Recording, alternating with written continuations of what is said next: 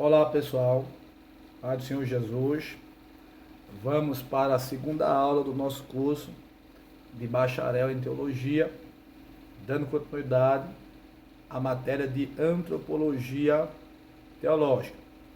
Na primeira aula falamos acerca da origem do universo, da criação dos céus e a terra. Falamos da primeira, da segunda terra. Falamos também que Deus, antes de criar todas as coisas, Ele estava na eternidade passada, sendo a eternidade Ele próprio, como atributo exclusivo. E hoje vamos estar falando da terceira terra. Ok? Vamos estar falando assim, da terceira terra. E vamos estar falando da criação do homem, o primeiro homem criado por Deus, santo, puro, perfeito, em todos os graus sentidos. Então vamos lá.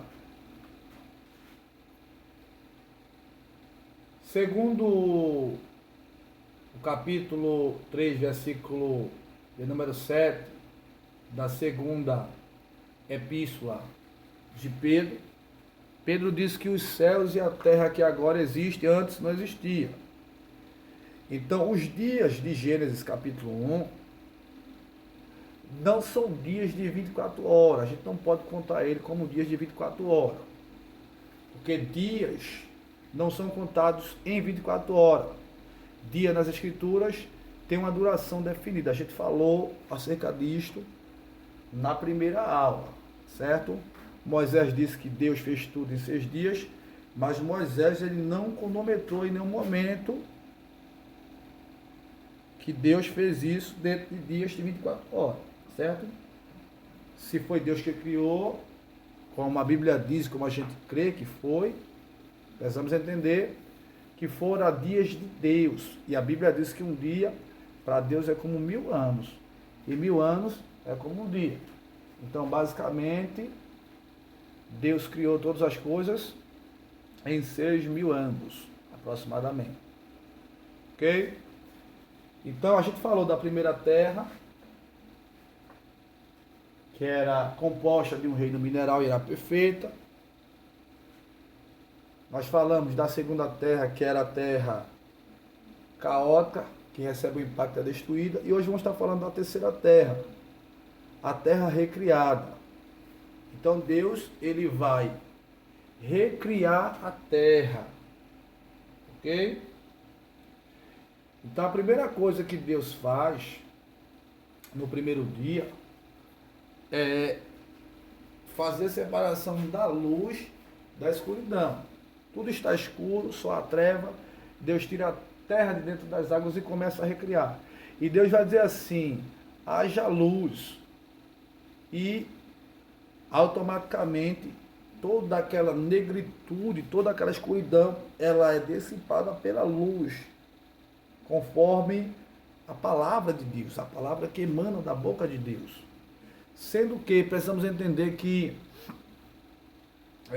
esta luz aí não é a luz lunar nem solar, porque a luz lunar e solar, os dias passarão a ser contados a partir do verso de número 14, mas no verso de número 13 a Bíblia diz que Deus disse, haja luz. Então essa luz aí é uma luz que emana do próprio Deus. Deus dá ordem para que a luz apareça e automaticamente a luz ela aparece conforme a palavra de Deus, conforme Deus assim estabelece.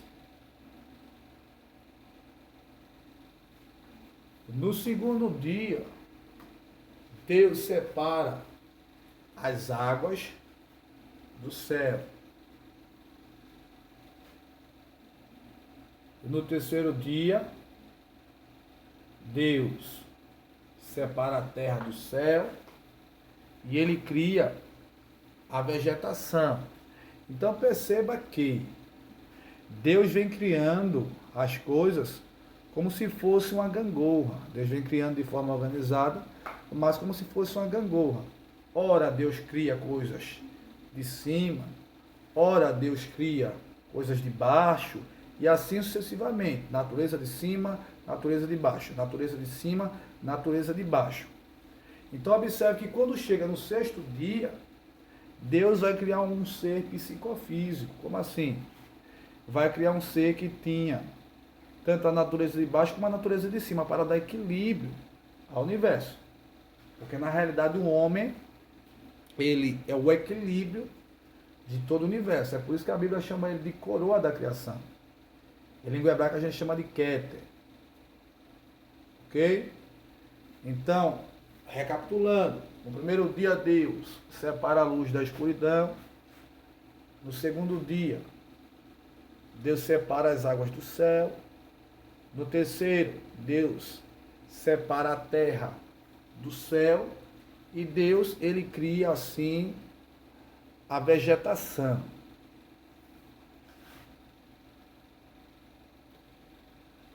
No quarto dia, Deus cria o sol, o luminar maior para governar o dia.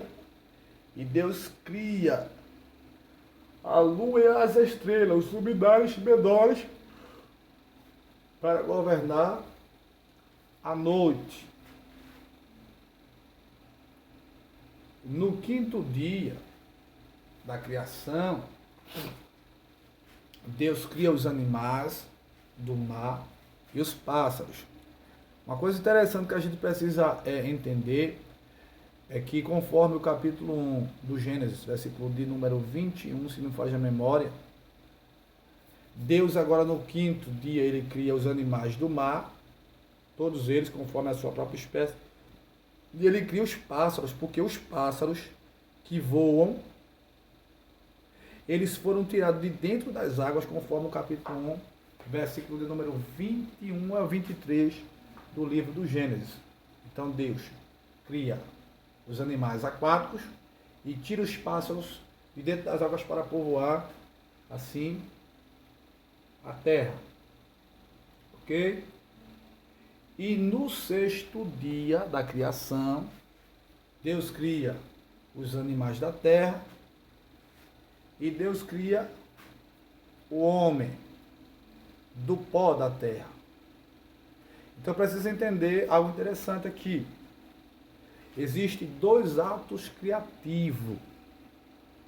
Gênesis 1, 27, diz que Deus criou, ele usa a expressão criar, do verbo bará, criar do nada. Então, precisa entender que Gênesis capítulo 1, versículo 27, Deus cria do nada, por meio da sua palavra, homem e mulher. E no princípio criou Deus o homem e a mulher, conforme a sua imagem. A imagem de Deus os criou, macho e fêmea os criou. Quando chega no capítulo 2, versículo 7, a Bíblia diz que Deus formou o homem do pó da terra e soprou nas narinas do homem o espírito, ruach, ou ruá em língua hebraica, e pneuma em língua grega.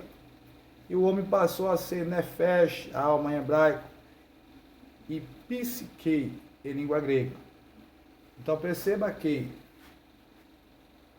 Deus, no sexto dia, ele faz o homem do pó da terra.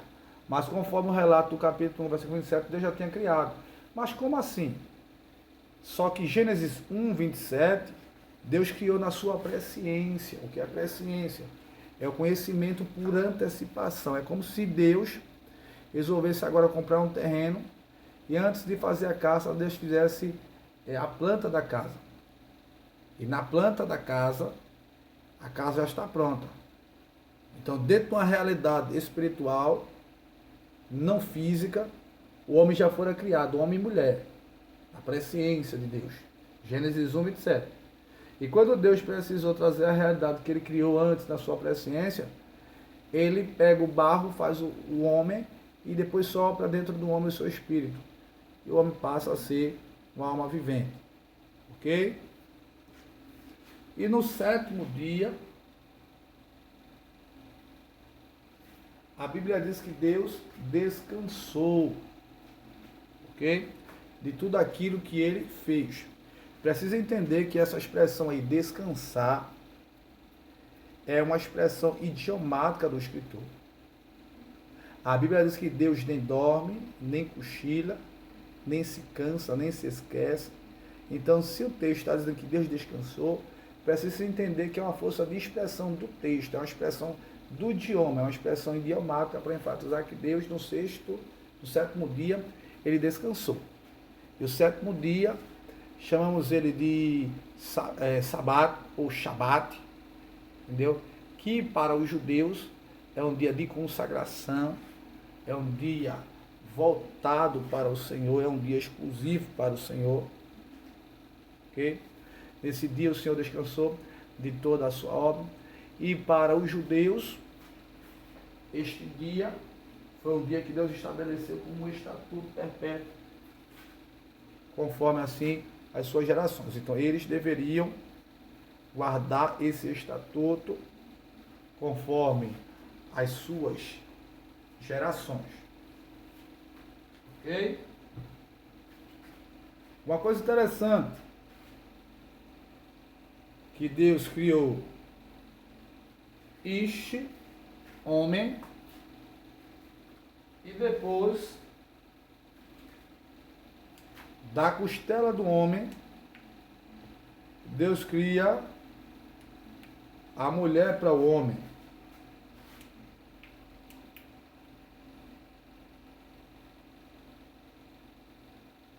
Deus cria Ish, homem, e Ishá, mulher. Então perceba que Deus cria um homem para uma mulher. Deus cria uma mulher para um homem. Não são duas mulheres e não são dois homens. É um homem para uma mulher. Então Deus vai criar agora dois seres com sexo diferente. E Deus vai unir estes dois seres para que ele se constitua família. Então Deus agora vai criar uma das maiores instituições que já conhecemos, que é a família. Então a família, ela é composta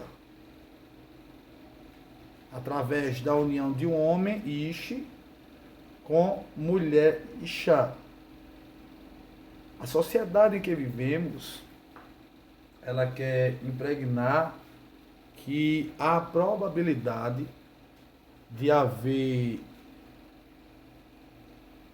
uma constituição de família. Eles acreditam que há probabilidade de se constituir família em uma relação de um homem com outro homem e de uma mulher com outra mulher. Só que dentro da visão bibliocêntrica, isso é algo que não tem base, não tem fundamento, é algo anticristão, antilógico, antipensativo, e algo que aos olhos do Senhor é uma abominação, é desprezível. Então a família, ela é constituída por homem e por uma mulher. Vou mostrar algo aqui interessante aqui para vocês, dentro do texto hebraico, que de certa forma assim quebra essa ideia que algumas pessoas têm em relação à constituição familiar. Então Deus faz homem, Ish, para a mulher, Ishá. Observe que, se a gente analisar direitinho aqui, a gente vai ver que tem aqui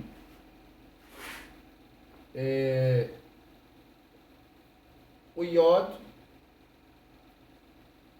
Se a gente observar aqui em Ishá, vai ter o rei. Se a gente fizer uma junção do Iod com rei, se a gente pegar o nome Iod de Ish, homem, e o rei de Ishá, mulher, vai aparecer, se vocês observarem aqui embaixo aqui, ó, as iniciais do nome de Deus no tetragrama judaico. O que é o tetragrama? É as primeiras 4 letras de uma palavra. Então, quando a gente faz a junção aí de Ish, homem, com Ishá, mulher, e se a gente pega o Yod de Ish e o Re de Ishá, vai aparecer as iniciais do nome de Deus do tetragrama. Então, o nome de Deus do tetragrama judaico é Yod Re, tá vendo aqui? Yod Re, Vav Re. Então, na união de homem, Ish, com mulher, Ishá, Deus está no centro. Isso aqui quebra, de certa forma, essa ideia aí distorcida que a sociedade quer impregnar dentro dos lares familiares, que há probabilidade na união de 2 homens haver constituição familiar, e assim sucessivamente. A bênção de Deus para a família está na união de Ish, homem, com Ishá, mulher, onde Deus está no centro. Se a gente pegar aqui, eu vou mostrar a vocês, se você pegar aqui o Aleph com o Shin, é juízo na língua hebraica. Se você pegar aqui do nome também Ishá, mulher, o Aleph com o Shin, é juízo. Então, na relação de um homem com outro homem, Deus não está no centro, Deus está fora, é juízo. Na união de 2 mulheres, Deus não está no centro, Deus está fora, é juízo. Dentro da perspectiva bibliocêntrica, a família ela é constituída através da união do homem com a mulher, onde aparece as iniciais do nome de Deus. Yod Re, de Yod Re, Vav Re, ok? E quando a gente vai traduzir para o texto português, significa Yahvé, Senhor, ok? Então, dando continuidade dentro da origem do homem, de acordo com o relato da narrativa bíblica de Gênesis capítulo 1 e capítulo número 2, a gente consegue observar que, segundo Berkoff, houve um conselho divino. A criação do homem foi precedida por um solene conselho divino. Deus disse: façamos o homem a nossa imagem, conforme a nossa semelhança. Então observe que quando Deus quis criar os animais aquáticos, a vegetação, os animais terrestres, então Deus, ele cria todos eles conforme a espécie que cada um tinha. Só que quando Deus resolve criar o homem, primeiro houve um conselho divino: façamos é plural. Nós vemos aí a manifestação da Trindade Santa, né? Precisa entender que essa expressão Trindade não é uma expressão bíblica, é uma expressão que fora criada por Tertuliano. Alguns chegam a dizer no final do 2º século para o começo do 3º século. A ideia de Tertuliano era mostrar que Deus ele era uno-trino, que o Pai, o Filho e o Espírito Santo era a mesma pessoa, conforme o relato de 1 João, capítulo 5, versículo 7. A Bíblia diz que 3 são que testificam no céu: o Pai, a Palavra e o Espírito Santo. E ele diz que esses 3 são a mesma pessoa. Ok? Então Deus ele é uno e trino ao mesmo tempo. Então quando ele diz que Deus falou através de um solene conselho, façamos um homem à nossa imagem, conforme a nossa semelhança, é porque houve a participação do Pai, do Filho e do Espírito Santo em relação à criação do homem. Ok?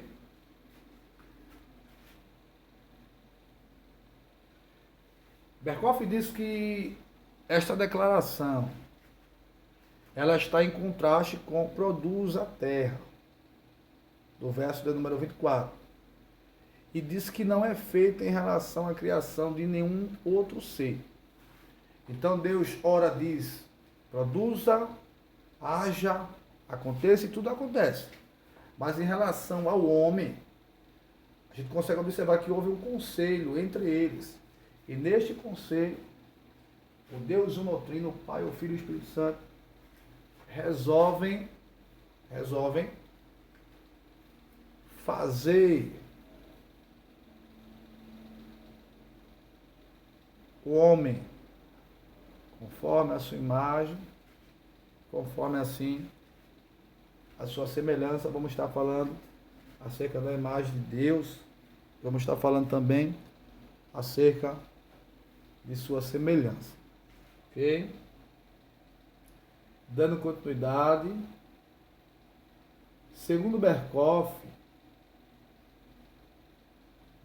diz que houve um ato mais direto da parte de Deus em relação à criação do homem. Ele diz que houve um envolvimento maior. Houve um ato mais direto da parte de Deus em relação à criação do homem. Há uma indicação de que o método que Deus usou para criar o homem não foi o mesmo utilizado para a criação dos demais seres vivos. Ok?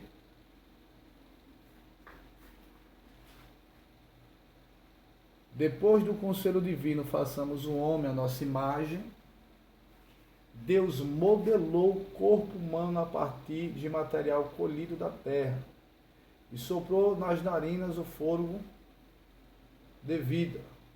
Percebe-se um envolvimento mais direto de Deus na criação do ser humano, né?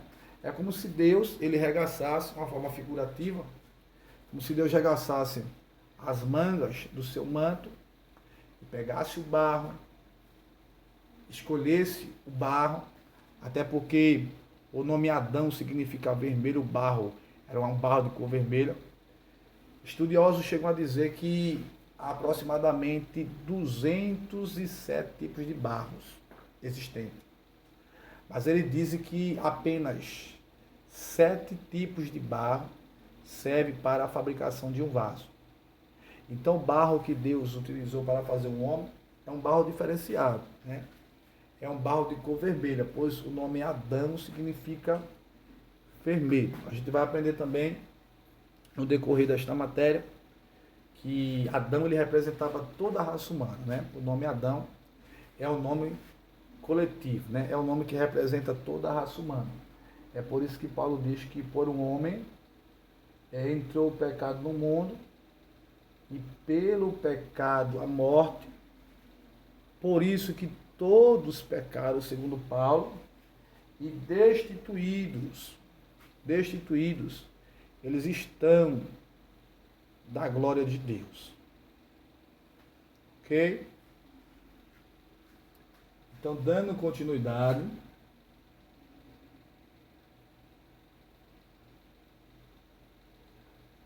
Berkoff também, ele diz, em seu terceiro aspecto,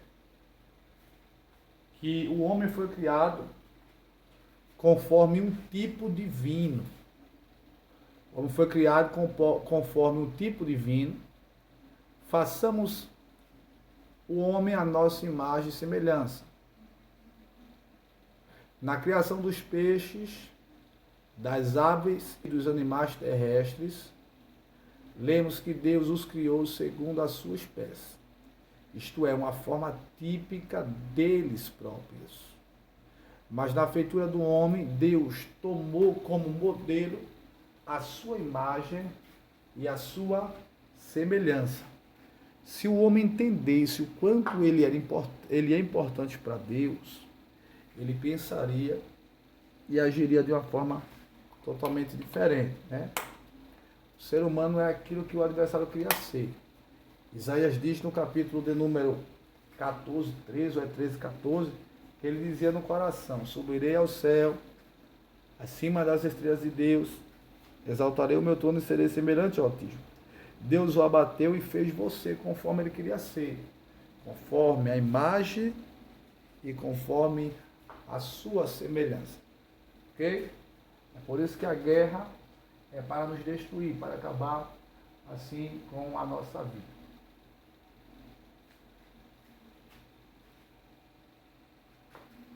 Então vamos lá. Berkhoff também diz que houve emprego de elementos material e imaterial na constituição do homem. Em Gênesis capítulo de número 2, versículo 7, é dito que o ser humano é constituído de elementos material e imaterial, ou seja, ele é uma unidade psicofísica. Na produção do corpo, Deus fez uso de matéria já existente, o pó da terra. Então Deus pega elemento material e elemento imaterial para criar o homem. Então Deus pega o elemento material, ou seja, o pó da terra, e faz o corpo do ser humano através do barro. Mas além do corpo físico, o homem tem outro elemento essencial na sua constituição, o espírito, que veio diretamente de Deus no sopro divino. Ok? Então Deus faz o homem agora está sem vida e Deus sopra em suas narinas o espírito e o homem passa a ser alma vivente. A gente vai falar também da origem da alma. Amém? A gente vai falar acerca de alguns assuntos onde vai envolver uma certa relevância, como também uma certa assim divergência, porque existe várias opiniões acerca da origem da alma do homem, né? Vamos estar falando também nessa matéria falando da constituição do ser humano, vamos estar falando da tricotomia, da dicotomia e da unidade. Então, segundo Berkhoff, houve emprego de elementos material e imaterial na constituição do homem, né? Berkhoff diz que Deus criou um ser psicofísico, um elemento material e imaterial. O elemento material, o pó da terra, e o elemento imaterial, o espírito, que foi dado por Deus ao homem.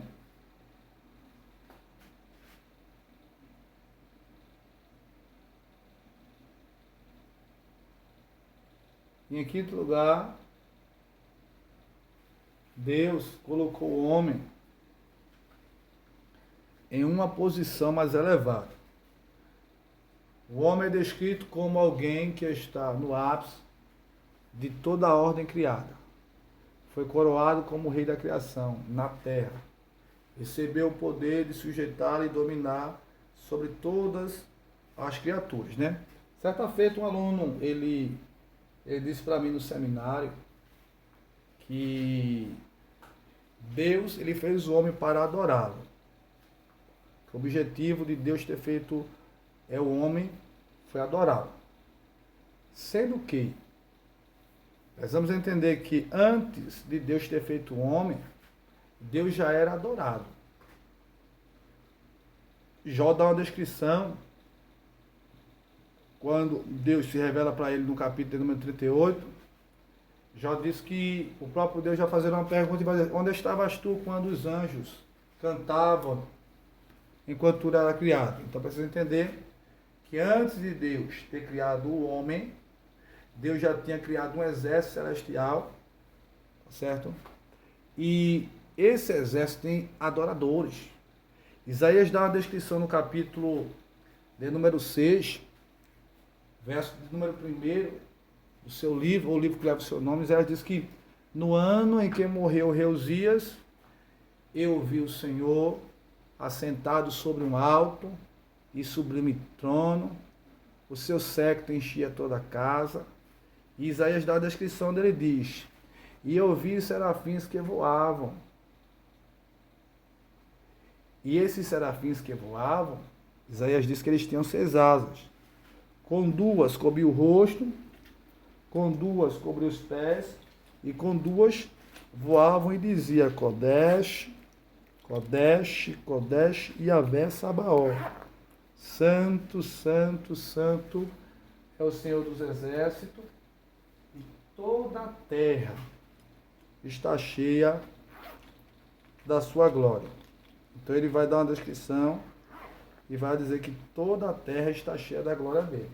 Então, antes de Deus ter feito o homem, os anjos já adoravam o Senhor. Se o homem nascer, morrer, sem dar glória a Deus, sem adorar a Deus, Deus nunca vai